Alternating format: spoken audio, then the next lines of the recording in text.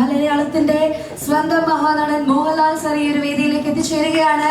Ladies and gentlemen, with all the love and respect, അദ്ദേഹത്തെ ഈ ഒരു വേദിയിലേക്ക് സ്നേഹത്തോടും സന്തോഷത്തോടും കൂടി തന്നെ സ്വാഗതം ചെയ്യുന്നു.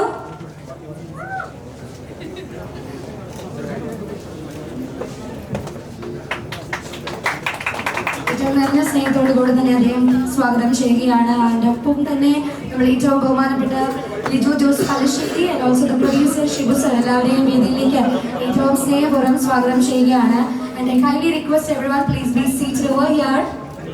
ഓൾറൈറ്റ്. ആൻഡ് മലയാളത്തിന്റെ മോഹൻലാൽ അവതരിപ്പിക്കുന്ന മലൈക്കോട്ടെ വാലിബൻ എന്ന ചിത്രത്തിന്റെ വിശേഷങ്ങൾ പങ്കുവയ്ക്കാനായി നിങ്ങൾ എല്ലാവരും മലയാള സിനിമ ഒന്നടങ്കം കാത്തിരിക്കുന്ന വിശേഷങ്ങൾക്ക് വേണ്ടി ഇവിടെ എല്ലാവരും എത്തിച്ചേർന്നിരിക്കുകയാണ്. ഗുഡ് മോർണിംഗ്, എല്ലാവർക്കും നല്ലൊരു ദിവസം ആശംസിക്കുന്നു. ഈ സിനിമ തുടങ്ങിയത് ഒരു വർഷം മുമ്പാണ്.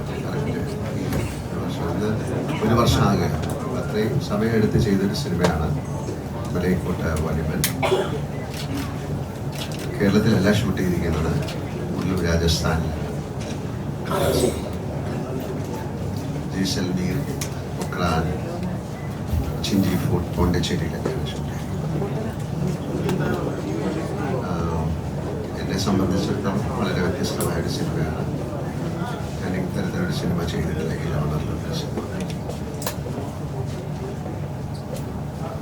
ഞാൻ കഴിഞ്ഞ പ്രാവശ്യം നിങ്ങളെ കണ്ടപ്പോൾ പറഞ്ഞതുപോലെ ഇതിനൊരു കാലദേശങ്ങളൊന്നും ഇല്ലാത്തൊരു സിനിമയാണ്. ഒരു ഫോക്ലോർ, നാടോടി കഥ പോലത്തെ സിനിമയാണ്. അതിനെ വലിയൊരു ക്യാൻവാസിൽ ഏറ്റവും മനോഹരമായിട്ട് അവതരിപ്പിച്ചിരിക്കുന്നു എന്നാണ് ഞങ്ങൾ വിശ്വസിക്കുന്നത്. അത് ഷെയർ ചെയ്യാനായിട്ടാണ് ഇവിടെ വന്നിരിക്കുന്നത്. നമുക്ക് ചോദ്യങ്ങളിലൂടെയും ഉത്തരങ്ങളിലൂടെയും സഞ്ചരിക്കാം. നമുക്ക് കൂടുതൽ മനസ്സിലാക്കാൻ സാധിക്കും. Thank you. നമസ്കാരം. ഒറ്റ കാഴ്ചയിൽ മലൈക്കോട്ടെ വാലിബന്റെ പോസ്റ്റർ പോലെ തോന്നി. ഓക്കെ, അപ്പോൾ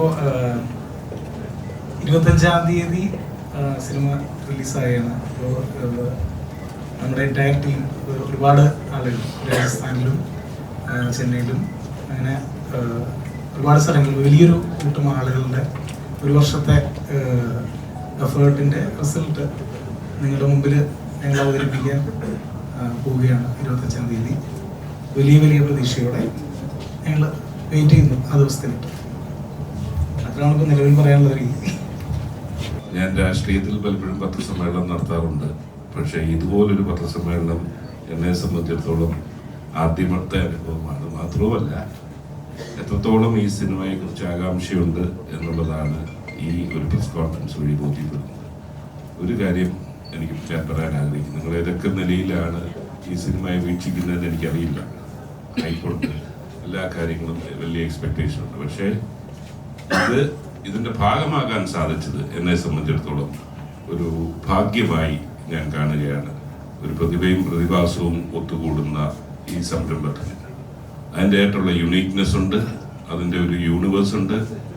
ഇത് മോഹൻലാലിൻ്റെ പെർഫോമൻസ് ഓറിയൻറ്റഡ് ആയിട്ടുള്ള, തിയേറ്ററിൽ നിർബന്ധമായി കാണേണ്ട ഒരു ഫാമിലി ഓഡിയൻസിനടക്കം പെർഫോമൻസ് ആസ്വദിക്കുന്ന എല്ലാവർക്കും വേണ്ടിയുള്ള ലിജോയുടെ ഒരു സിനിമയാണ്.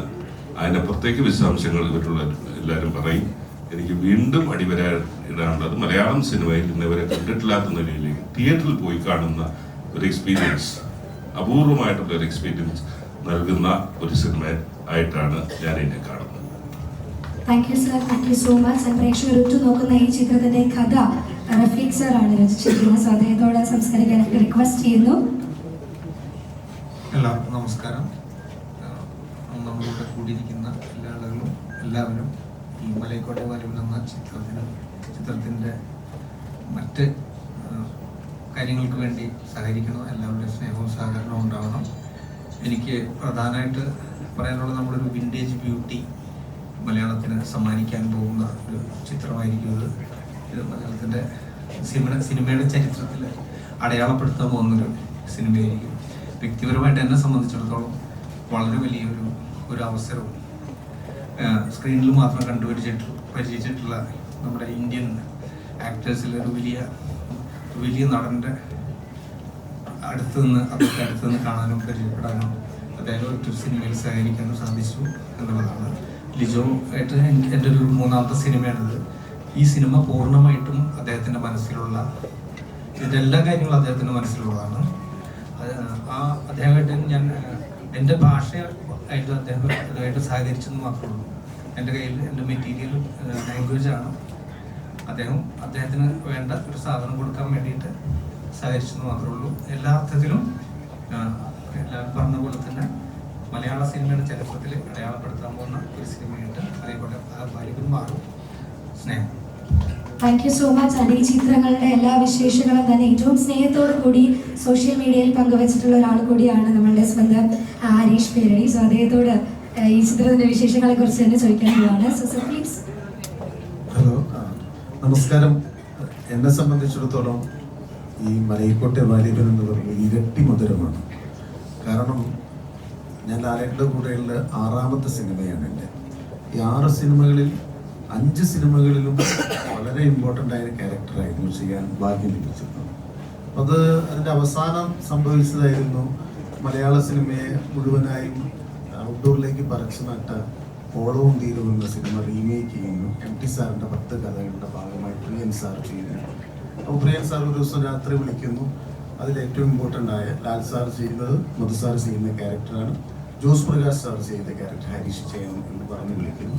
അപ്പോൾ MT സാറിൻ്റെ ഡയലോഗും കഥകളും ഒക്കെ കേട്ട് സ്വപ്നം കണ്ട് നടന്നിരുന്ന നമ്മളെ സംബന്ധിച്ച് വലിയൊരു അവസരവും ഭാഗ്യവുമായിരുന്നു അത്. അപ്പം അത് കഴിഞ്ഞ് അതിൻ്റെ ഒരു ഹാങ് ഓവർ തീരുന്നതിന് മുമ്പെയാണ് ഇയാളുടെ കൂടെ എത്തേണ്ട സമയമായല്ലോ എന്ന് ഈമയും ജല്ലിക്കെട്ടൊക്കെ കണ്ടപ്പോൾ ഇങ്ങനെ തോന്നിയിരുന്നു മനസ്സിൽ. അപ്പോഴാണ് അദ്ദേഹം ലിജോ വിളിക്കുന്നത്. അത് അതിലേറെ വലിയൊരു ഭാഗ്യം. അതാണ് ഞാൻ ഇതിനെ ഇരട്ടി മധുരം എന്ന് വിശേഷിപ്പിച്ചത്. വീണ്ടും ലാലേട്ടനോടൊപ്പം ആരും കൊതിക്കുന്ന, ഏതൊരു ആക്ടറും കൊതിക്കുന്ന ഒരു കഥാപാത്രം തന്നെ തന്ന് വീണ്ടും അദ്ദേഹത്തോടൊപ്പം കുറേ മാസങ്ങളോളം, സാധാരണ നമ്മളൊരു സിനിമയിൽ 3-4 ദിവസം കഴിഞ്ഞ് വരുന്നു, പോകുന്നു, വീണ്ടും ജോയിൻ ചെയ്യുന്നു, അങ്ങനെയല്ലാതെ ഒരു കൊല്ലത്തിൻ്റെ തുടക്കത്തിൽ തന്നെ ഒരു 5-6 മാസത്തോളം പ്രതിഭയോടും പ്രതിഭാസത്തോടും ഒപ്പം തന്നെ ഇങ്ങനെ ഇഴുകി ചേർന്ന് പ്രവർത്തിക്കാൻ സാധിച്ചു എന്നുള്ളതാണ് ഒരു ഏറ്റവും വലിയ സന്തോഷമായ കാര്യം. Thank you so much, and may I request to Sonali so you can say a few words about film, please. Namaskaram. I'm absolutely thrilled to be a part of this. I am a huge fan of Mohanlal sir, a huge fan of Lijo sir's work, and I think for a Malayalam film it can't get bigger than this, having the grandeur of Lal sir and the absolutely amazing content and vision of Lijo sir. So I've done Marathi films, I've done Hindi films, but this is the first time I'm coming down south doing a film in Malayalam, and it's going to be releasing in Kannada, Tamil, Telugu and Hindi. So honestly it's like a dream project to be a part of. Along with Lal sir we have this very interesting cast. We are all coming from different worlds, and I'm sure you will love this experience on screen. The only Malayalam that I can speak is Kan Kanda the Pavanam. What is this? The teaser that you all have loved. I want to request Lal sir to say the lines in the teaser, and the actual meaning of the teaser or whatever the teaser means is going to be the film. The absolute truth and miracle on the cinema is a part of the teaser. I want to request from all of you and the team, Lal sir, please the teaser lines. Yeah, I'll tell after some time. Okay.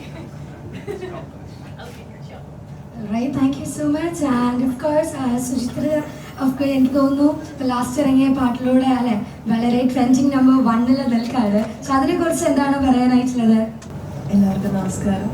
എനിക്ക് ആദ്യം തന്നെ എല്ലാവരോടും നന്ദിയാണ് പറയാൻ. മലയാള സിനിമയുടെ തുടക്കമാണിത്.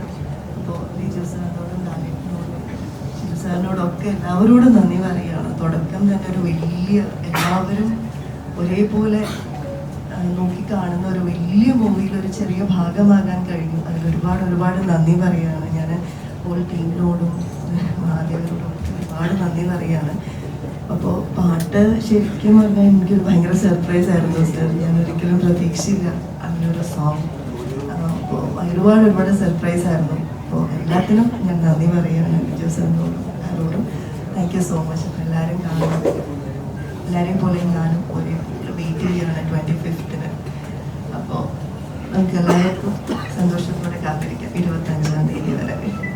So yes, നമ്മൾ 25-ാം തീയതി വരെ most weighted മൊമെന്റ്സിന് വേണ്ടിയിട്ട് ഇങ്ങനെ നിൽക്കുകയാണ്.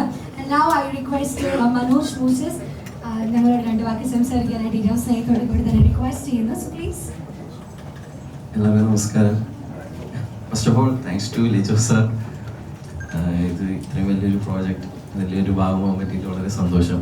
പിന്നെ ലാലേട്ടൻ പുള്ളിലൂടെ ചെയ്യാൻ പറ്റിയത് അതിലേറെ സന്തോഷം. അപ്പം ഞാനും വെയിറ്റിംഗ് ആണ് 25-ാം തീയതി മൂവി കാണാനായിട്ട്. അപ്പം എല്ലാവർക്കും താങ്ക് യു സോ മച്ച്. നന്ദിയുടെ വാക്കുകൾ മാത്രമാണ് ഇവിടെ നമ്മളോട് സംസാരിച്ചിരിക്കുന്നത്. And also I request to കഥാനന്ദി എന്താണ് പറയാനായിട്ടുള്ളത്? എല്ലാവർക്കും നമസ്കാരം. Yes. So like I'm really honored and thrilled that I have worked with those legends, and when I got to know that Viju sir wants to cast me in this film and Mohanlal sir into it, so I feel like yeah, we can shoot. So yeah, like I want to say you in Malayalam that എല്ലാവരും ഞങ്ങളുടെ cinema തിരിച്ചായും തിയേറ്ററിൽ പോയി കാണണം. Thank you so much for your amazing Malayalam over here. And next move on, Hari Krishna is here. അദ്ദേഹത്തോട് സംസാരിക്കാനായിട്ട് ആവശ്യപ്പെടുകയാണ്. Please. നമസ്കാരം. ആദ്യം തന്നെ ലിജോനാണ് എൻ്റെ നന്ദി പറയുകയാണ്. കാരണം ഇത്രയും വലിയൊരു പടത്തിൻ്റെ ഭാഗമാക്കിയതും അതേപോലെ തന്നെ മലയാളത്തിൻ്റെ ഏറ്റവും വലിയ സൂപ്പർ സ്റ്റാറായ ലാലേട്ടനൊപ്പം ഒരു സ്ക്രീൻ പങ്കിടാനൊരു അവസരം ഉണ്ടാക്കി തന്നെ. ഞാൻ ആദ്യമായിട്ടാണ് ഇത്രയും ക്യാമറയ്ക്ക് മുന്നിൽ നിൽക്കുന്നത്. എനിക്ക് എൻ്റെ വാക്കുകളിൽ എങ്ങനെയാണ് എൻ്റെ സന്തോഷം പ്രകടിപ്പിക്കേണ്ടതെന്ന് എനിക്കറിയില്ല. ഈ ഒരു വലിയൊരു ചിത്രത്തിൻ്റെ ഭാഗമായി സാധിച്ചതിൽ വളരെയധികം സന്തോഷം പ്രകടിപ്പിക്കുന്നു. Thank you so much. And may I request Sanchana?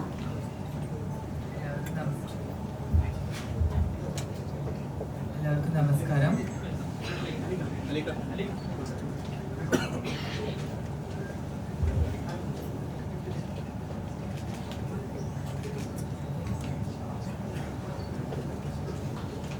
എല്ലാവർക്കും നമസ്കാരം. ഞാനിപ്പോഴും ഒരു സ്വപ്നലോകത്തിലാണ്. കാരണം സിനിമയിൽ വരുന്നോ അഭിനയിക്കുന്നൊന്നും ഞാൻ ഒരിക്കലും വിചാരിച്ചിരുന്ന ഒരാളല്ല. പക്ഷേ ഈ ഒരു ഫിലിമിലേക്ക് ക്ഷണം കിട്ടിയപ്പോൾ അത് എൻ്റെ ജീവിതത്തിൽ ഞാൻ പോരാടുന്നതിൻ്റെ ഒരു വിജയത്തിൻ്റെ ഭാഗമായിട്ട് ഞാൻ കാണുന്നു. ഈ ഒരു ഫിലിമിൻ്റെ ഭാഗമാകാൻ പറ്റുന്നതിൽ വളരെയധികം അഭിമാനം, ഇത്രയും ക്യാമറയുടെ മുമ്പിൽ ഇങ്ങനെ തലയുയർത്തി നിൽക്കാൻ സാധിക്കുന്നതിൽ തന്നെ. So thank you so much Lijo sir and Lalettan and entire team of Malaikottai Vaaliban. Thank you. Thank you so much Sanjana. ഇനിയും ഒരുപാട് വിജയ പടവുകൾ കണ്ടുവാനായിട്ട് സാധിക്കട്ടെ എന്ന് വിഷ് ചെയ്തുകൊണ്ട് മേ ഐ റിക്വസ്റ്റ് നമ്മൾ എല്ലാവരുടെയും പ്രിയപ്പെട്ട മണികണ്ഠൻ ചേട്ടനെ ഏറ്റവും സ്നേഹത്തോടു കൂടി തന്നെ ക്ഷണിക്കുകയാണ്. എല്ലാവരും പറഞ്ഞ പോലെ തന്നെ ഒരുപാട് സന്തോഷം ഇങ്ങനൊരു സിനിമയുടെ ഭാഗമാവാൻ സാധിച്ചതിൽ. അവസരം തന്ന സാറിനും ശിവ സാറിനും എല്ലാവർക്കും നന്ദി. ലിജോ സാറിനോട് അവസരം ചോദിച്ചിട്ടുള്ള ആളുകളുണ്ടെങ്കിൽ, ചോദിച്ച് നിൽക്കുന്നവരുണ്ടെങ്കിൽ അവർക്കൊരു മോട്ടിവേഷൻ ആവാൻ വേണ്ടി ഒരു കാര്യം പറയാം. ഞാൻ 2-3 കൊല്ലം മുമ്പ് അവസരം ചോദിച്ചാണ്. അത് കഴിഞ്ഞ് വിളിക്കാമെന്നൊരു വാക്ക് പറഞ്ഞിട്ടുണ്ടെങ്കിൽ ലിജോ സാറ് അത് എത്ര കൊല്ലം കഴിഞ്ഞാലും വിളിക്കും എന്നുള്ളതിൻ്റെ തെളിവാണ് ഞാൻ. ഒരുപാട് പുതിയ താരങ്ങൾക്ക് അതിനൊരു ഭാഗ്യമുണ്ടാകട്ടെ എന്ന് കൂടി ഒരു വേദിയിൽ വിഷ് ചെയ്തുകൊണ്ട് ഒരു നിമിഷം. അറിയില്ലായിരിക്കാം, ഞാൻ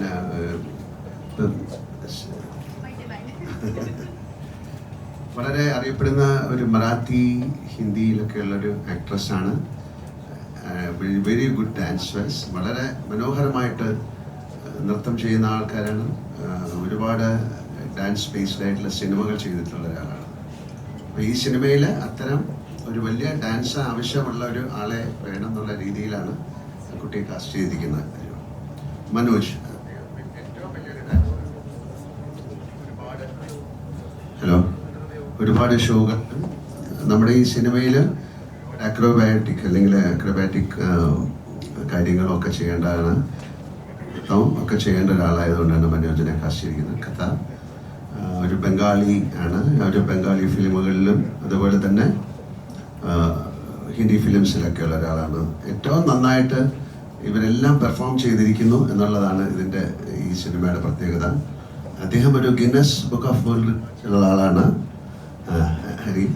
അദ്ദേഹം വലിയ കളരി നടത്തുന്ന ആളാണ്, കളരിപ്പയറ്റുകാരനാണ്. നമ്മുടെ ആക്ഷനിലൊക്കെ അദ്ദേഹം സഹകരിച്ചിട്ടുണ്ട്. അതുപോലെ വളരെ നല്ലൊരു ആണ്. സെൻറ്റ് തെരേസസിലെ ഡാൻസ് പഠിക്കുന്ന കുട്ടിയാണ്. അത് സുചിത്ര, അവരും നല്ലൊരു ഡാൻസറാണ്. തീർച്ചയായിട്ടും ഇങ്ങനൊരു ഈ സിനിമയ്ക്ക് ഇങ്ങനെ ഒരു മുഖം വേണമെന്ന് പറഞ്ഞപ്പോൾ തീർച്ചയായിട്ടും അത് ആ സിനിമ കാണുമ്പോഴേ അറിയുള്ളൂ. അതിലേക്ക് ഏറ്റവും ആപ്റ്റായിട്ടുള്ള മണികണ്ഠനെ എല്ലാവർക്കും അറിയാം. വേറെ പരിചയപ്പെടുത്തേണ്ടതല്ല, ഞാനിതൊന്ന് പരിചയപ്പെടുത്തണമെന്ന് പറഞ്ഞുകൊണ്ട് പരിചയപ്പെടുത്തുകയാണ്. Thank you. ഒരു എനർജറ്റിക് കയ്യിൽ കൊടുത്താൽ എല്ലാവരും നമ്മളുടെ മീഡിയ ചോദ്യം ചോദിക്കാനുള്ള സമയത്തിലേക്കാണ് നമ്മൾ കിടക്കാനായിട്ട് പോകുന്നത്. So I ask questions. ഒരു കാര്യം ഒരിക്കൽ കൂടി ഓർപ്പിക്കുകയാണ്, സിനിമ റിലേറ്റഡ് ക്വസ്റ്റ്യൻസ് മാത്രം ചോദിക്കണമെന്ന് ഏറ്റവും താഴ്മയായി എല്ലാവരോടും അഭ്യർത്ഥിക്കുന്നു.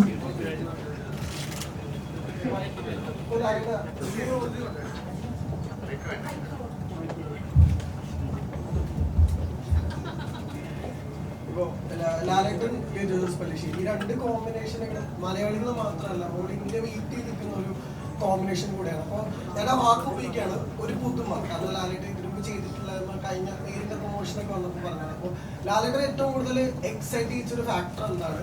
അതിനേക്കാൾ ഉപരി അത് പ്രേക്ഷകരിലേക്ക് എത്തിക്കുമ്പോൾ ഉണ്ടാകുന്ന ഒരു സാറ്റിസ്ഫാക്ഷൻ എന്താണ്?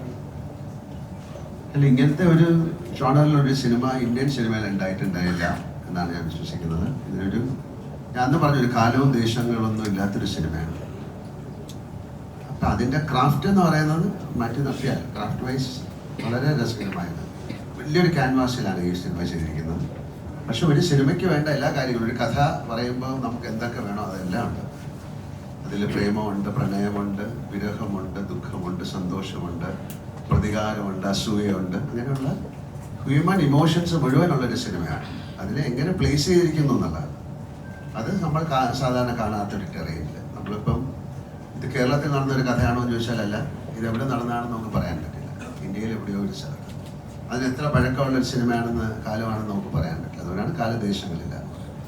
അപ്പോൾ അതിലുപയോഗിച്ചിരിക്കുന്ന അതിൻ്റെ കോസ്റ്റ്യൂം ആയാലും അതിൻ്റെ ഭാഷയായാലും അതിലെ ഗാനങ്ങളായാലും അതൊരു കഥ പറയുന്ന രീതിയാണ്.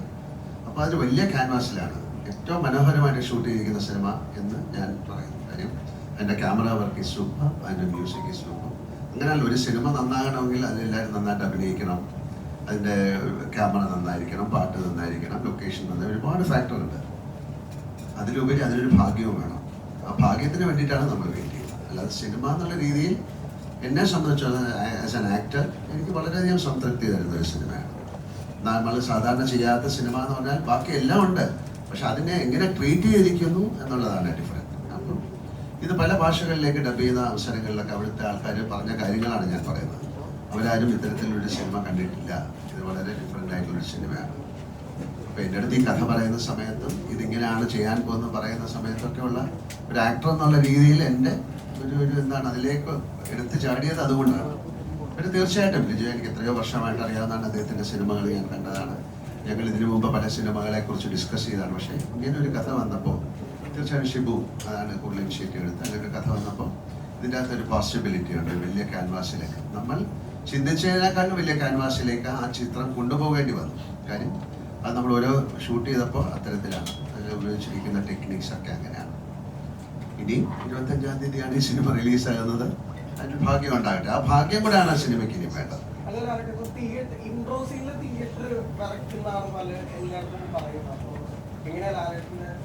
വിറയ്ക്കുമോ എന്നൊക്കെ എനിക്ക് പറയാൻ പറ്റില്ല. കുഴപ്പമില്ല തോന്നുന്നു. അങ്ങനെയല്ലല്ലോ, ഒരു പ്രസന്റ് ചെയ്യുന്ന രീതിയാണല്ലോ. ഇൻട്രഡക്ഷൻ എന്ന് പറയുന്നത് ഒരു ആ സിനിമയിൽ ഒരാളെ കാണാൻ കാത്തിരിക്കുമ്പോൾ അയാളെ പ്രസന്റ് ചെയ്യുന്ന ഒരു ത്രില്ലാണ്, അതൊരു സ്കില്ലാണ്. ആ സ്കില്ല് ഈ സിനിമയിൽ ഉണ്ടായിരിക്കാം. ഇനി കണ്ടിട്ടേ പറയാൻ പറ്റുള്ളൂ. ഇനി മോൻ വിറച്ചില്ല എന്ന് പറഞ്ഞിട്ട് എൻ്റെ ചേട്ടാ, ഇപ്പം മലൈക്കോട്ടെ വാലിബൻ ആരാണായോ?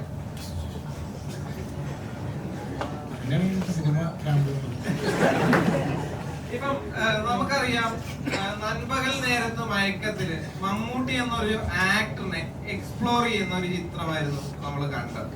ഇപ്പൊ നേരെ മറിച്ച് മോഹൻലാൽ എന്നൊരു നടനുമായി ഒരു താരമായി എത്താൻ നേരത്ത് ഒരേ സമയത്ത് മോഹൻലാൽ എന്നൊരു നടനെയും താരത്തെയും ഒരേ ടൈമിൽ തന്നെ യൂസ് ചെയ്യുന്നൊരു ചിത്രമായിരിക്കുമോ മലൈക്കോട്ടെ വാലിബൻ? ആ കഥാപാത്രമായിട്ട് ലാലേട്ടനെ ഏറ്റവും പെർഫെക്റ്റ് ആയിട്ട് ബ്ലെൻഡ് ചെയ്യാനാണ് നമ്മൾ ശ്രമിച്ചിട്ടുള്ളത്. അല്ലാതെ ഈ ഇത്തരത്തിലുള്ള കാര്യങ്ങൾ യൂസ് ചെയ്തോ എന്ന് ചോദിച്ചാൽ എനിക്ക് അതിനൊരു മറുപടി പറയാൻ പറ്റില്ല. പക്ഷെ ആ കഥാപാത്രമായിട്ട് ക്യാമറയ്ക്ക് മുമ്പിൽ ലാലേട്ടൻ വന്നു കഴിഞ്ഞപ്പോൾ ആ കഥാപാത്രമായിട്ട് തന്നെയാണ് ഞങ്ങൾക്ക് എല്ലാവർക്കും തോന്നിയിരിക്കുന്നത്. അത് തന്നെയാണ് അതിൻ്റെ ആൻസർ. ഇപ്പം ടിനുചേട്ടൻ സൂചിപ്പിച്ചിരുന്നു ലാലേട്ടന്റെ ഇൻട്രോ കാണാൻ നേരത്ത് എന്താണ് അദ്ദേഹം ആ ചിത്രത്തെ തിയേറ്ററിന്റെ പുറത്ത് നിന്നായിരിക്കും അത് ആസ്വദിക്കുക. കാരണം തിയേറ്റർ ഇങ്ങനെ കുലുങ്ങും, അത് കാണാൻ വേണ്ടിയാണെന്ന് പറഞ്ഞിരുന്നു. അപ്പം യഥാർത്ഥത്തിൽ ഈ മലൈക്കോട്ടെ വാലിബൻ തിയേറ്റർ ഇളക്കി മറിക്കും.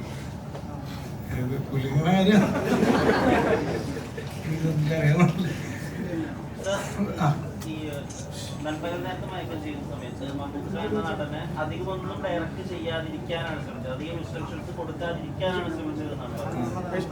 മലൈക്കോട്ടെ വാലിബനിലേക്ക് വരുമ്പോൾ എപ്പോഴും ഇതുവരെ കരയാത്ത രീതിയിൽ കരയാനും ഇതുവരെ ചിരിക്കാത്ത ചിരികൾ മലയാളികൾക്ക് തരുന്ന ഒരു ആക്ടറാണ് ശ്രീ മോഹൻലാൽ. അദ്ദേഹത്തോടുള്ള അപ്രോച്ചായിട്ട് തരാൻ അതിൽ നിന്ന് കുറച്ചുകൂടി വ്യത്യാസമായിരുന്നു ഇതിനകത്ത്. ഇതിലൊട്ടും തന്നെ ഞാൻ ഇൻസ്ട്രക്ഷൻസ് കൊടുത്തില്ല എന്നുള്ളതാണ്. സർപ്രൈസ് അല്ലേ? ബാഹുബലി പോലെ ഇത് സെക്കൻഡ് ഹാഫ്, ഇനി വരാൻ പോകുന്നത് ഫസ്റ്റ് ഹാഫ്, അങ്ങനെയൊക്കെ ചില കാര്യങ്ങൾ കേൾക്കുന്നുണ്ട്. അങ്ങനെ അതിൽ എന്തെങ്കിലും സത്യമുണ്ട്? ഇതിന്റെ രണ്ട് ഭാഗങ്ങളായിട്ട് വരാൻ സാധ്യതയുണ്ട് എന്നൊക്കെ പറയുന്നുണ്ട്. അത്തരത്തിൽ പ്രേക്ഷകർക്ക് പ്രതീക്ഷിക്കാൻ കഴിയുന്ന രീതിയിൽ, നമ്മളോട് പങ്കുവെക്കാൻ കഴിയുന്ന രീതിയിലുള്ള സർപ്രൈസുകളുണ്ടോ? നിലവിലില്ല. സിനിമ ഇറങ്ങി കഴിഞ്ഞിട്ട് നമുക്ക് പങ്കുവെക്കാവുന്ന സർപ്രൈസസ് ഉണ്ടെന്ന് വിചാരിക്കാം. സെക്കൻഡ് ഭാഗം വരുന്നുണ്ടോ? ഏതാണ്?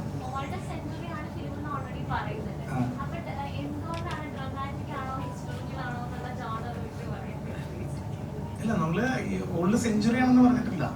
ഇതൊരു എന്താണ്, നമ്മള് കഥയാണ് പറയുന്നത്. കഥ എവിടെ വേണമെന്നുണ്ടെങ്കിൽ നടക്കാം. ജോണർലെസ് ആണ്, അതുകൊണ്ട് ജോണർ എടുത്ത് പറയാൻ പറ്റില്ല എന്ന് പറയുന്നത് അതുകൊണ്ടാണ്. നമ്മളൊരു ഒരു കെട്ടുകഥ, ഇപ്പോൾ നമ്മളൊരു അമർചിത്ര കഥ വായിക്കുന്നത് പോലെ ഒരു കഥയാണ്. അപ്പോൾ ആ കഥയ്ക്ക് നമ്മൾ അതൊരു ത്രില്ലറാണ്, അതൊരു ആക്ഷൻ ഫിലിമാണ് എന്ന് ഒരു ജോണർ സ്പെസിഫിക് ആക്കുക എന്നുള്ളതല്ല, ആ കഥ പറയുക എന്നുള്ളതാണ്. അതിനകത്ത് എന്തൊക്കെയുണ്ടോ അതിനകത്ത് അതല്ല, ആ ആവശ്യമുള്ളതെല്ലാം ഉണ്ട് എന്നുള്ളതാണ് എനിക്ക് പറയാൻ പറ്റുന്നത്. അതിനൊരു കാലം പറയുന്നില്ല. ഇപ്പോൾ നമുക്ക് പരിചയമുള്ള ഒരുപാട് എന്താണ് ഒരു ടൈമും ഒരു നമുക്ക് പരിചയമുള്ള കോസ്റ്റ്യൂംസ്, പല കാര്യങ്ങളും നമ്മൾ ഇതിനകത്ത് ബ്ലെൻഡ് ചെയ്യാൻ ശ്രമിച്ചിട്ടുണ്ട്. അതിൽ നിന്ന് നിങ്ങളാണ് വായിച്ചെടുക്കേണ്ടത് ഏത് കാലത്താണ് ഈ കഥ നടക്കുന്നത്. ഒരു കഥയാണ്, അപ്പൊ അത് ഉറപ്പായിട്ടും പറയാം. പറഞ്ഞ പോലെ പ്രതിഭയും പ്രതിഭാസവും നിങ്ങൾ രണ്ടുപേരും കൂടെ ഒന്നിക്കുക, ഇതാണ് പ്രേക്ഷകർ ആകാംക്ഷയോടെ കാത്തിരിക്കുന്നത്. ലിജോ എന്ന് പറയുന്ന സംവിധായകൻ വലിയ യൂണിവേഴ്സിറ്റിയാണ്. യൂണിവേഴ്സിറ്റി എന്ന് പറഞ്ഞാൽ ഏറ്റവും വലിയ സംവിധാനം നമ്മളൊക്കെ ആകാംക്ഷയോടെ കാത്തിരിക്കുകയാണ് ഈ സിനിമയിൽ. ലാലേട്ടനെ സംബന്ധിച്ചോളം ലിജോ ചേട്ടനുമായിട്ട് കൂടുമ്പോൾ ഉണ്ടായിരുന്ന ഒരു ആശയക്കുഴപ്പങ്ങളോ അല്ലെങ്കിൽ ടെൻഷനോ ലൊക്കേഷൻ പോകുമ്പോൾ ലിജോ പറയുന്ന ഒരു ഫ്രെയിമുകൾക്ക് വ്യത്യാസമാണ്. അതെങ്ങനെയാണ് ലാലേട്ടൻ ഉൾക്കൊണ്ടുപോയത്? ഷിബു പറഞ്ഞ പോലെ പ്രതിഭയും പ്രതിഭാസവും എന്നൊക്കെ ഉള്ളത് വിട്ടിട്ട് ഞാനും ഇദ്ദേഹം കൂടെ ചെയ്യുന്ന ഒരു സിനിമയായിട്ടാണ് ഞാൻ ഇതിനെ കാണുന്നത്. അത് നന്നായിരുന്നോ ഇല്ലയോ ഇതൊക്കെ ആ വാക്കുകളൊക്കെ പിന്നെ ഓരോരുത്തർക്ക് തോന്നുന്ന വാക്കുകളാണ്. അപ്പം അദ്ദേഹത്തിൻ്റെ സിനിമകൾ ഞാൻ കണ്ടിട്ടുണ്ട്, അദ്ദേഹത്തിന് എനിക്കറിയാം. അദ്ദേഹത്തിൻ്റെ ഫാദറുമായിട്ട് ഒരുപാട് സിനിമകൾ ഞാൻ ചെയ്തിട്ടുണ്ട്. അദ്ദേഹത്തിന് സിനിമയെ റെസ്പെക്റ്റ് ചെയ്യുന്ന ഒരാളാണ്, സിനിമയിൽ ഭയങ്കര മാറ്റങ്ങൾ കൊണ്ടുവരാൻ ആഗ്രഹിക്കുന്ന ഒരാളാണ്. അദ്ദേഹത്തിൻ്റെതായൊരു സ്ഥാനമുണ്ട്. അപ്പം അങ്ങനെയുള്ള ഒരാളുടെ കഥയിലേക്ക് പോകുന്ന സമയത്ത് ആ കഥയിൽ വളരെയധികം പ്രത്യേകതകൾ. നേരത്തെ ചോദിച്ചാൽ ഇതിന് ഒരു എന്താണ് ഒരു സ്ഥലത്ത് നടന്നൊരു കഥ, ഒരു അമർചിത്ര കഥ എന്ന് പറഞ്ഞതുപോലെയാണ് അല്ലേ. അപ്പം അതിൽ എങ്ങനെ വേണം എന്നുള്ളത് നമ്മൾ ആലോചിച്ചപ്പോൾ അതിൻ്റെതായിട്ടുള്ള ലൊക്കേഷനുകൾ, കോസ്റ്റ്യൂം, കാര്യങ്ങൾ എല്ലാം വരുമ്പോഴാണല്ലോ ഒരു കഥാപാത്രമായി മാറുന്നത്. അങ്ങനെ മാറിയപ്പോൾ ഉണ്ടാകുന്ന ചില കൺഫ്യൂഷൻ ചിലപ്പോൾ ഉണ്ടാകാം. അതൊക്കെ അദ്ദേഹം അതിന് നമുക്ക് സോൾവ് ചെയ്ത് തരും. നമുക്ക് സംശയങ്ങൾ തീർച്ചയായിട്ടും ഉണ്ടാവുമല്ലോ. അപ്പോൾ ആ സംശയങ്ങളൊക്കെ ദൂരീകരിച്ചുകൊണ്ട് തന്നെയാണ് ആ സിനിമ മുന്നോട്ട് പോയിരിക്കുന്നത്. അപ്പം അതിനെ ഒരു സിനിമയെ പിന്നെ എന്താണ് ഒരു വലിയ സിനിമയാക്കി മാറ്റുന്ന ഒരുപാട് ഘടകങ്ങളുണ്ടല്ലോ. അതിലൊക്കെ അദ്ദേഹം ശ്രദ്ധ ഊന്നിയിട്ടുണ്ട്. അതിൻ്റെ ക്യാമറ ആയാലും അതിൻ്റെ കോസ്റ്റ്യൂം ആയാലും അതിൻ്റെ മ്യൂസിക് ആയാലും റീ റെക്കോർഡിംഗ് ആയാലും അതിൻ്റെ കാസ്റ്റിംഗ് ആയാലും ആ കാസ്റ്റിങ്ങിൽ തന്നെയാണ് ഞാനും ബന്ധപ്പെട്ടത്. അല്ലാതെ എനിക്ക് വേണ്ടി എഴുതിയൊരു കഥയല്ല, ഒരു കഥയിലേക്ക് എന്നെ അദ്ദേഹം കൊണ്ടുവരികയാണ്. ആരാണ് ചോദിച്ചോളൂ.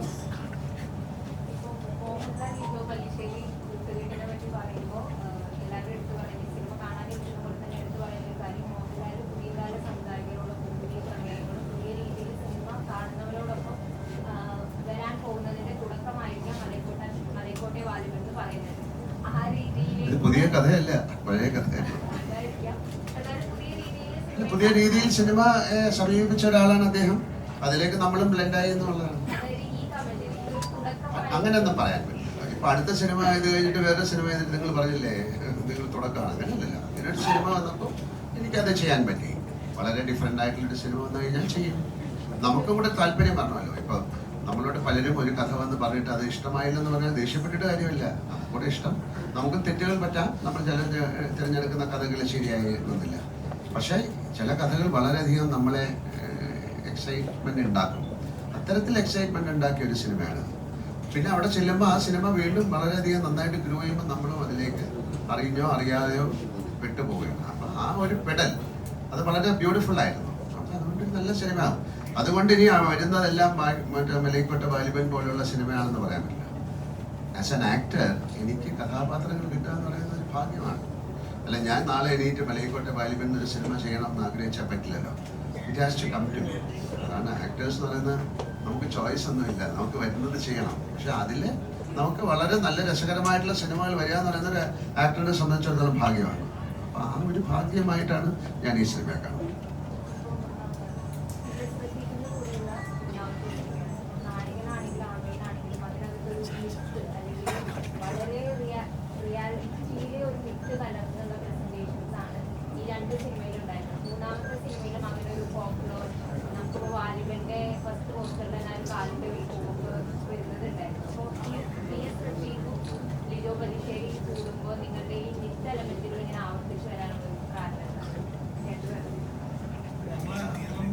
കഥകളിൽ ഒരുപാട് ഒരുമിക്കുന്ന ആൾക്കാരാണ്. അത്തരം കഥകൾ കേൾക്കാനും സംസാരിക്കാനും ചർച്ച ചെയ്യാനും കൂടുതൽ ഇഷ്ടപ്പെടുന്ന ആളുകളാണ്. അപ്പോൾ റഫീഖിൻ്റെ ഏറ്റവും സ്ട്രോങ് പോയിന്റ് എന്ന് പറഞ്ഞാൽ റഫീഖിൻ്റെ വൊക്കാബുലറി, റഫീഖ് എഴുതുന്ന വരികൾ. ഇപ്പോൾ ഇതിനകത്ത് 3-4 പാട്ടുകളുടെ ഒറിജിനൽ കമ്പോസിഷൻ എന്ന് പറയുന്നത് റഫീഖിൻ്റെയാണ്. അതിൽ മ്യൂസിക് പ്രോഗ്രാമിങ്ങും അറേഞ്ച്മെൻറ്റിൻ്റെ ഇൻവോൾവ്മെൻറ്റ്. അപ്പോൾ പാട്ടുകളും ആവശ്യമുണ്ടായിരുന്നു. അപ്പം അത്തരത്തിൽ ഒരാളെ എനിക്ക് ഏറ്റവും അടുത്ത് പരിചയമുള്ള, എനിക്ക് ഏറ്റവും അടുത്ത് ഇടപഴകി അത് മെറ്റീരിയലൈസ് ചെയ്യാൻ പറ്റുന്ന ഒരാളാണ് റഫീഖ്. അതുകൊണ്ട് തന്നെ പുള്ളി ഓർമ്മിച്ച് ഇതിനെപ്പറ്റി ഇതിൽ വർക്ക് ചെയ്തു എന്നുള്ളതാണ് എനിക്ക് പറയുന്നത്. അത്രേ ഉള്ളൂ. ഞങ്ങൾ പറഞ്ഞ ഞങ്ങൾ അങ്ങനെയുള്ള കഥകൾ പറയാനും കേൾക്കാനൊക്കെ ഇഷ്ടമുള്ള ആൾക്കാരാണ്. വളരെ നേരത്തെ തുടങ്ങി. ഞാൻ ലിജോ പരിചയപ്പെടുന്നത് തന്നെ 20 വർഷത്തോളം കഴിഞ്ഞിട്ടുണ്ട്. ആ കാലം മുതൽ തന്നെ ഞങ്ങൾ അങ്ങനെയുള്ള കഥകൾ കേൾക്കാനും ഈ റിയാലിറ്റി എന്ന് പറഞ്ഞാൽ നമ്മളെ പഠിപ്പിക്കുന്ന ഒരു സാധനം കൂടിയാണ് ഈ റിയാലിറ്റി. അതിന് എസ്കേപ്പും കൂടിയാണ് അത്ര കഥകൾ എനിക്ക് പറയലോ.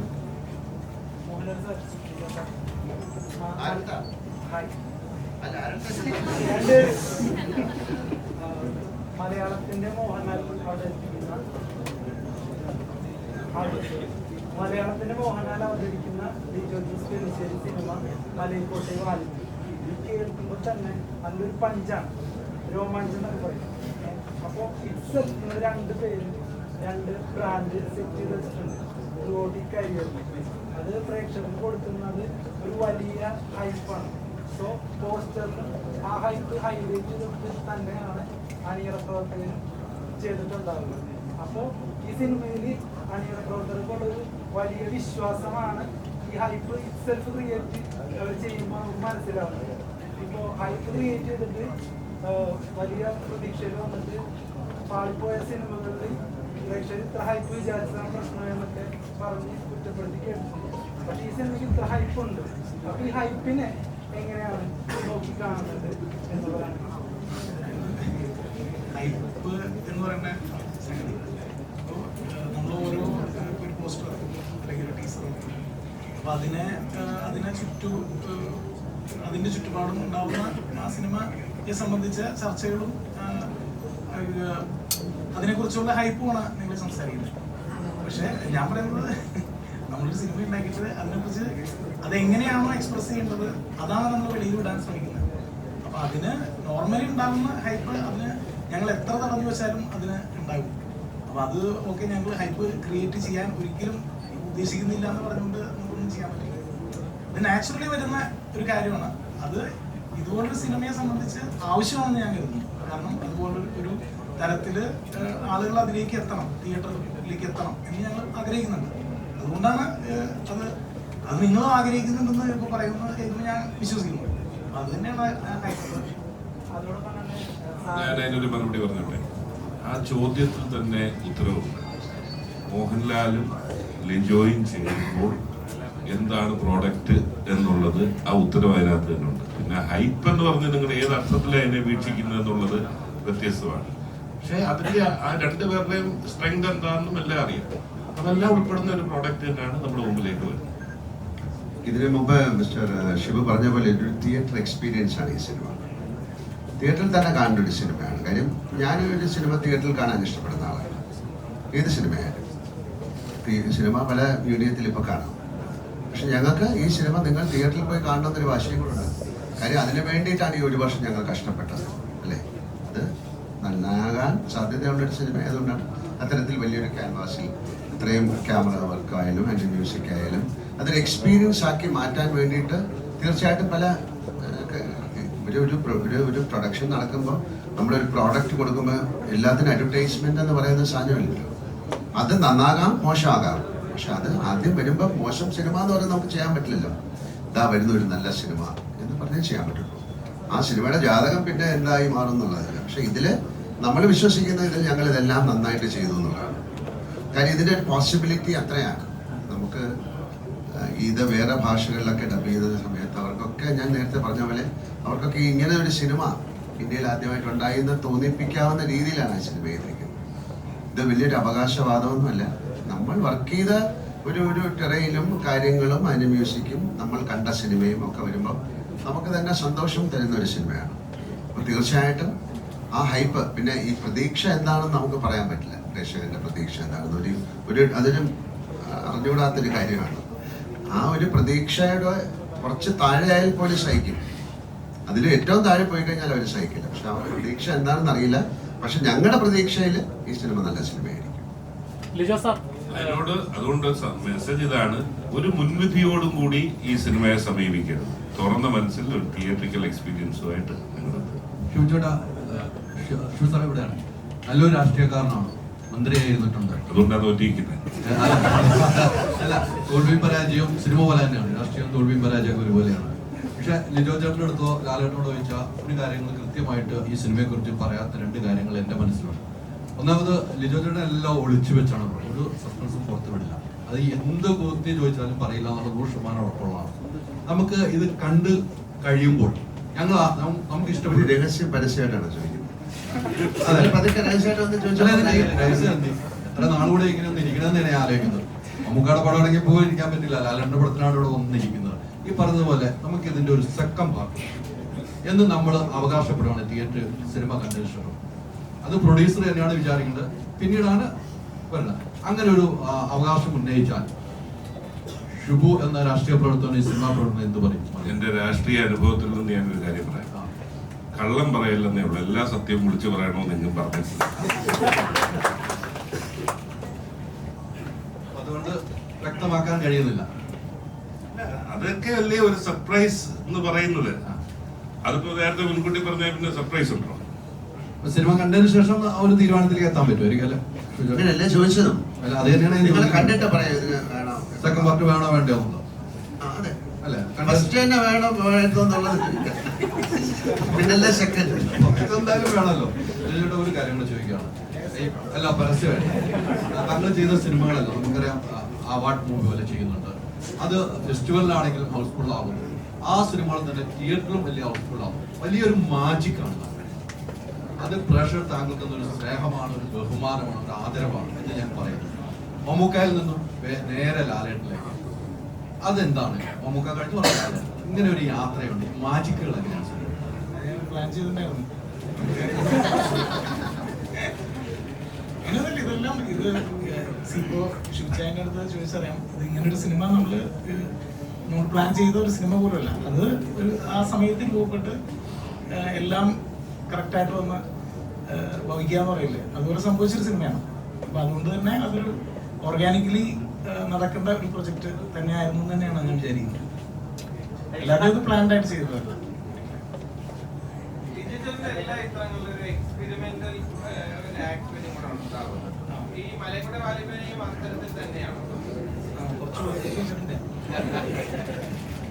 Lijo sir Lijo sir leave sir സാറിന് എല്ലാ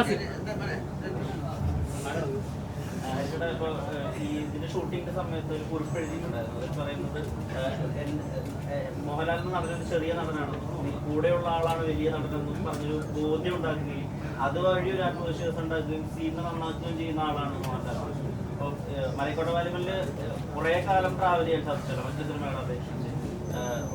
ആക്ടിങ് ജീവിതത്തിൽ ഇങ്ങനെ ചേർത്ത് വയ്ക്കാവുന്ന കാര്യങ്ങൾ മലയക്കോട്ടെ വാലിബനിൽ സംഭവിച്ചിട്ടുണ്ടോ? തീർച്ചയായിട്ടും ലാലേട്ടൻ്റെ കൂടെയുള്ള അനുഭവങ്ങൾ ഞാൻ പറഞ്ഞല്ലോ, 5-6 സിനിമകളായിട്ടുള്ളതാണ്.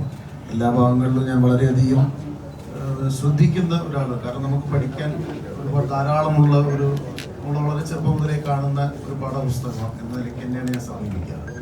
അപ്പം അതിൽ ഏറ്റവും അധികം എന്നെ ആകർഷിച്ച ഒരു ഘടകം വിഷ്ണു ചോദിച്ചുകൊണ്ട് പറയുകയാണ്, പഠിക്കുക, മറക്കുക, ചെയ്യുക എന്നൊരു രീതിയാണ് ലാലേട്ടൻ ഫോളോ ചെയ്യുന്നത്. എനിക്ക് തോന്നുന്നത് അധിക ആളുകളും ആക്ടേഴ്സ് പൊതുവെ പഠിക്കുക, ഓർമ്മിക്കുക, ഇങ്ങനെയാണ് പോകാറ്. അപ്പോൾ അവർ അവിടെ അതിൽ തന്നെ നിൽക്കുന്നത്.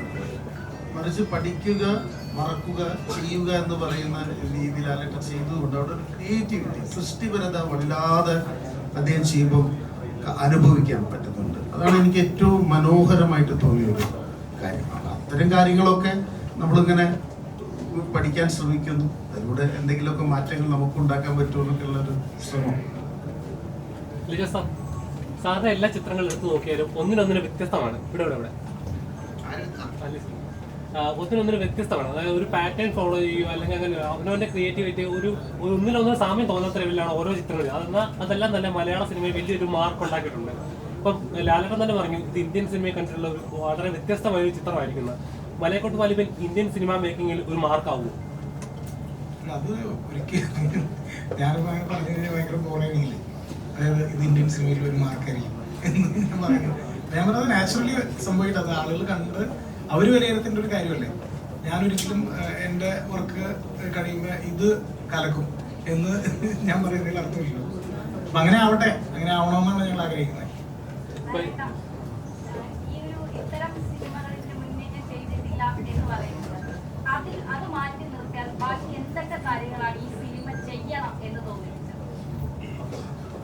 ഇതൊരു ഇത്തരം എന്ന് പറഞ്ഞാല് ഈ ഒരു ടെറൈന്, ഈ ഒരു കോസ്റ്റ്യൂം, ഈ ഒരു പ്രസന്റേഷന് അങ്ങനെയല്ലോ. ഈ കഥ ലോകത്ത് എല്ലായിടത്തും വന്ന കഥ തന്നെ ആയിരിക്കാം അല്ലേ. ഞാൻ നേരത്തെ പറഞ്ഞ പോലെ ഇതിലെല്ലാ ഹ്യൂമൻ ഇമോഷൻസ് ഉള്ള ഒരു സിനിമയാണ് അല്ലെ. മലയക്കോട്ടെ വാലിബൻ എന്ന് പറഞ്ഞാൽ ആ സിനിമ കാണുമ്പോൾ തന്നെ അറിയാം അദ്ദേഹം എന്താണ്, ഒരു യോദ്ധാവാണ് എന്ന് നിങ്ങൾക്ക് വേണമെങ്കിൽ ആലോചിക്കാം.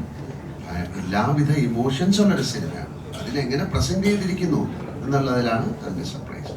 പിന്നെ തീർച്ചയായിട്ടും അതിലെ അദ്ദേഹത്തിൻ്റെ എല്ലാ സിനിമകളിലും അതിൻ്റെ ക്ലൈമാക്സ് എന്ന് പറയുന്നത് നമ്മൾ പ്രതീക്ഷിക്കുന്ന പോലെ ആയിരിക്കില്ല. പ്രേക്ഷകൻ ഒരുപക്ഷെ പ്രതീക്ഷിക്കാത്ത തരത്തിലൊരു കാര്യം വരുമ്പോഴാണല്ലോ അതിനൊരു ഡിഫറൻസ് ഉണ്ടാകുന്നത്. ഈ ചിത്രത്തിലും അതുപോലെ ഒരു ഡിഫറൻസ് ഉണ്ടാകാം, ഇല്ലാതാകാം. അതാണ്. അപ്പം അത് ഞങ്ങൾക്ക് മാത്രം അറിയാവുന്നൊരു കാര്യമാണ്. അതപ്പോൾ അങ്ങനെ പെട്ടെന്ന് പറയാൻ പറ്റില്ല. കാര്യം ഇതെല്ലാം പറഞ്ഞിട്ട് അയ്യോ ഇതായിരുന്നോ എന്ന് ചോദിക്കാൻ പാടില്ലല്ലോ. നിങ്ങളും കൂടെ ഷെയർ ചെയ്യണമല്ലോ. നിങ്ങളും പിന്നെ ഈ എൻ്റെ മുമ്പിൽ ഇരിക്കുന്ന ഓരോരുത്തരും ആ സിനിമയെ കാണുന്ന ഓരോ തരത്തിലാണ്. ഞാൻ കാണുന്ന പോലെ അല്ലല്ലോ നിങ്ങളൊരു സിനിമ കാണുന്നത്. അപ്പം നിങ്ങളാണ് അതിൻ്റെ അഭിപ്രായം പറയേണ്ടത്. ഞങ്ങളൊരു വർഷം കുറച്ച് ആൾക്കാർ ചേർന്ന് ഒരു കാര്യം നിങ്ങളുടെ മുമ്പിലേക്ക് തരികയാണ്. എന്നിട്ട് ഞങ്ങൾ പറയുന്നു ഇത് നല്ല കാര്യമാണ്. അത് ഞങ്ങളെ വിശ്വസിച്ച് നിങ്ങൾ കണ്ടിട്ട് അത് നിങ്ങൾക്ക് ഇഷ്ടമായില്ലെങ്കിൽ അത് മോശം എന്ന് പറയും. പക്ഷെ 1000 പേരിൽ 800 പേർക്കും ഇഷ്ടമായാൽ അത് വളരെ നല്ല കാര്യമാണ്. ഇങ്ങനെ 800 പേർക്കും ഇഷ്ടമാകട്ടെ എന്നൊരു പ്രാർത്ഥനയോട് കൂടിയാണ് ഞങ്ങൾ ഈ സിനിമ നിങ്ങൾക്ക് തരുന്നത്. സമയപരിധി തന്നെ നമ്മളുടെ പ്രസ് മീറ്റ് നമ്മളിവിടെ കൺക്ലൂഡ് ചെയ്യുകയാണ്. അപ്പം ഏറ്റവും സന്തോഷത്തോടു കൂടി തന്നെ സഹകരിച്ച് നമ്മളുടെ എൻറ്റയർ ടീമിനും അതുപോലൊപ്പം തന്നെ മീഡിയ പ്രവർത്തകർക്കും ഈ ഒരു അവസരത്തിൽ പറഞ്ഞ് നന്ദി അറിയിച്ചു.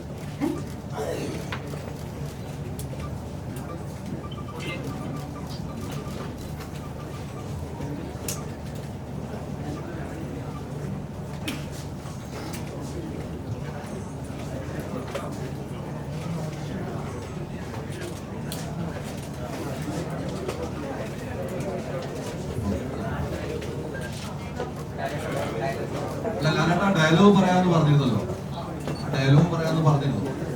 ആ ഡയലോഗ് അവസാനിപ്പിക്കുന്നതല്ല. അല്ല, കണ്ടതെല്ലാം നിജം അങ്ങനെയല്ലായിരുന്നോ? തമിഴില് പറയാനാണ് പറയൂ. നമ്മള് മനസ്സിലാവുമല്ലോ. എനിക്കല്ലേ ഒരു ഡയലോഗ് പറയണമെങ്കിൽ ഒരാൾ പറഞ്ഞു തന്ന് അത് മനസ്സിലാവും. അല്ലല്ല, നിങ്ങൾ കണ്ടതല്ലേ? അല്ല, അങ്ങയുടെ വായിൽ നിന്ന് കേൾക്കാൻ എനിക്കൊരാഗ്രഹം ഒന്ന് നോക്കി പറയാം. എന്നാ എനിക്ക് വന്ന് കണ്ടത് നിജം, കാണാത്തത് പോയി, നീ കണ്ടതെല്ലാം പോയി, ഇനി കാണാൻ പോകുന്നത് നിജം. Thank you.